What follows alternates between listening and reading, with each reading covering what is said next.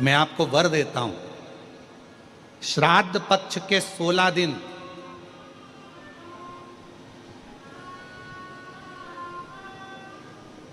यदि संसार का कोई मनुष्य बेल दूध का प्रयोग करता है, और पितृदोष के 4 लक्षण सबसे प्रबल हैं।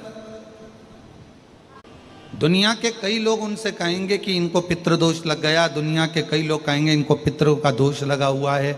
पितृदोष लगा हुआ है, पितरों का दोष लगा हुआ है, पितृदोष लगा हुआ है। पर वो पितृदोष लगता क्यों?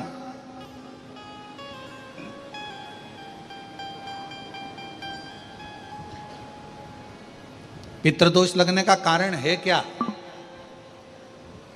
आपने अपने गए हुए पूर्वजों के लिए तर्पण भी करा, पिंडदान भी करा, तिलांजलि भी दी, ब्राह्मण का भोजन भी कराया, सब कुछ करा जो आपसे बन सकता था, आपने सब कुछ करा, सब कुछ। फिर पितृदोष कैसे लग गया?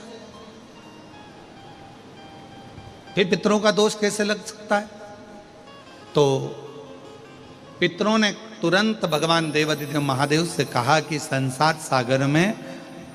माता पिता के रहते हुए उनका आदर ना कर पाना, या माता पिता को जब प्यास लगी उस समय पर जल प्राप्त ना हो पाना, या किसी न किसी रूप में माता पिता के पूर्वजों के आदर से वंचित रह जाना,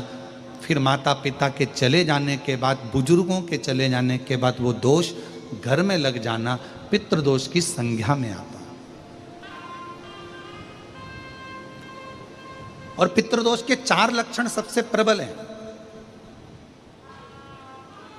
ये कोई भी अनुभव कर सकता है। पितृदोष के 4 लक्षण में पहला लक्षण है 1 रुपया कमाओ, 1.25 रुपये खर्च हो रहे हैं, समझ लेना पितरों का दोष है। दूसरे नंबर का, एक व्यक्ति घर में बीमार है, ठीक हुआ, दूसरा बीमार पड़ गया, तीसरा ठीक हुआ, चौथा बीमार पड़ गया, घर में कोई ना कोई निरंतर बीमार पड़ा हुआ है, दवाई गोली लगी रही है, समझ लो पितरों का दोष है। तीसरे नंबर पर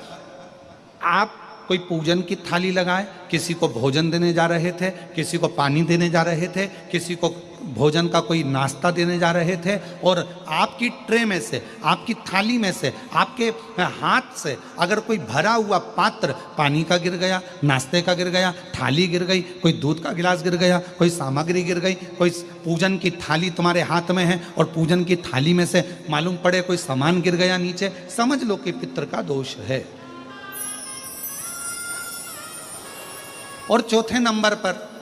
पितरों का दोष का वर्णन किया गया, घर में जितने सदस्य रह रहे हैं, अगर वो किसी न किसी रूप में एक दूसरे पर चिढ़कर बोल रहे हैं, क्रोध कर कर बोल रहे हैं। प्रश्न बहुत छोटा सा है, पत्नी ने कुछ कहा, उसका उत्तर पति ने चिढ़कर दिया, पति ने कुछ कहा, पत्नी ने चिढ़कर उत्तर दिया, बच्चों ने कुछ कहा, माँ बाप ने चिढ़कर उत्तर दिया, माँ बाप कुछ बोले, बच्चे चिढ़कर उत्तर दिए, समझ लेना कि कहीं ना कहीं पितरों का दोष। तो भगवान पितृदेव ने अपने दामाद से, भगवान देवादिदेव महादेव से कहा कि संसार सागर में हो सकता है कि संसार सागर में मनुष्य रहता है, मानव रहता है, और उससे गलतियां हो जाती है। तो पितृदोष अगर संसार के लोगों को लगे तो हमारा एक निवेदन है, आप जाते जाते वर दीजिए कि ये पितरों की शांति आपकी आराधना से पूर्ण हो जाए, बस इतना वर दे दीजिए। शिव जी उस समय पर मौन हो गए। भगवान देवादिदेव महादेव एकदम मौन। पार्वती जी ने शिव जी से कहा, आप हमारे नाना जी को वर नहीं देंगे? आप हमारे नाना नानी को वर नहीं देंगे? इन पितरों को और पितराणी को आप वर नहीं देंगे? शिव जी ने वर दिया मां पार्वती जी के नाना जी को और अपने नाना ससुर को, हे पितृदेव,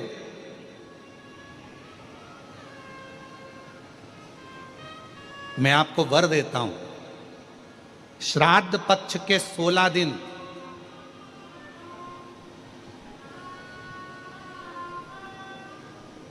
यदि संसार का कोई मनुष्य बेल दूध का प्रयोग करता है, बेल दूध से मतलब होता है बेलपत्र के ये मध्य भाग जो होता है, बेलपत्री की जो नीचे की 2 पत्तियां जो होती है, ये 2 पत्तियां जो बेलपत्री की होती है, इस बेलपत्री की दोनों पत्तियों को शिवलिंग पर जब आप रखते हैं शिवलिंग पर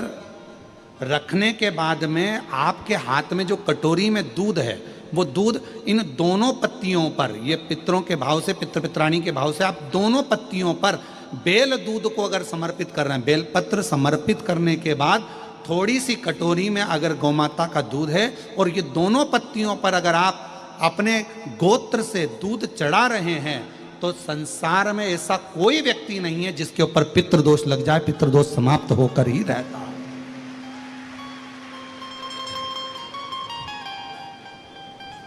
शिवलिंग पर बेलपत्र चढ़ाई,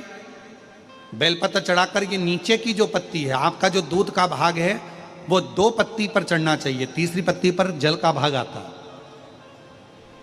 2 पत्ती पर आपका जल का, आपका दूध का भाग रहे। और जब बेल दूध का प्रयोग आप करते हैं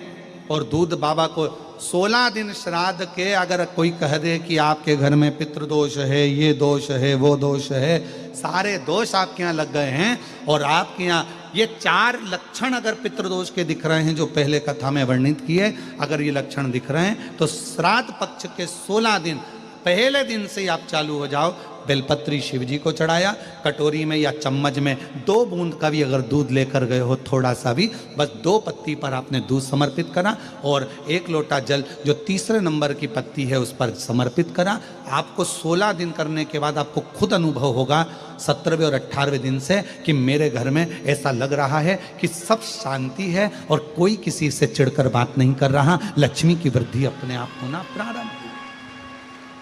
कैसा भी। और यहां तक शिव महापुराण की कथा कहती है किसी की फैक्ट्री बंद हो गई, किसी की दुकान बंद हो गई, चलते चलते अगर किसी का व्यापार बंद हो गया, 4 दिन चल रहा था, बहुत अच्छा चला, उसके बाद एकदम डाउन आ गया, कोई प्रशासनिक कार्रवाई हो गई, कोई अदालती कार्रवाई हो गई, कोई परेशानी सामने आकर खड़ी हो गई है, तो भी